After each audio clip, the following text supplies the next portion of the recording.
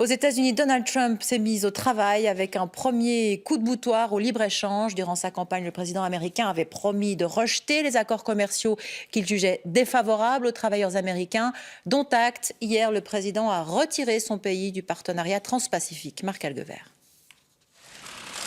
Un simple trait de plume pour envoyer aux oubliettes le TPP, l'un des plus importants traités commerciaux de l'histoire. C'est formidable pour l'ouvrier américain.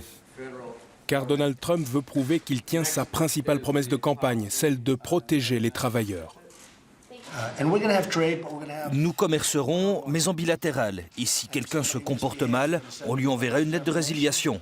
Il aura 30 jours pour s'y conformer ou on s'en ira.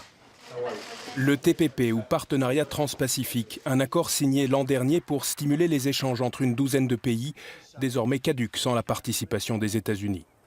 Une Amérique protectionniste, la perspective donne des sueurs froides à ses partenaires commerciaux, comme le Japon.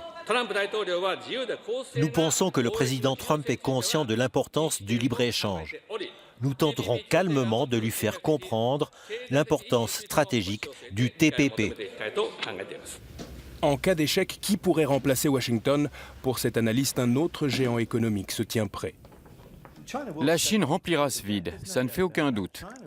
La Chine promeut beaucoup le libre-échange. La semaine dernière, au Forum économique mondial à Davos, le président Xi Jinping l'a dit. Il a vanté les bienfaits de marchés ouverts. De son côté, Donald Trump a déjà formulé son prochain objectif, renégocier un autre accord, l'ALENA, traité signé il y a 22 ans entre les États-Unis, le Canada et le Mexique, est principale bête noire de ces Américains qui dénoncent les délocalisations au sud du Rio Grande.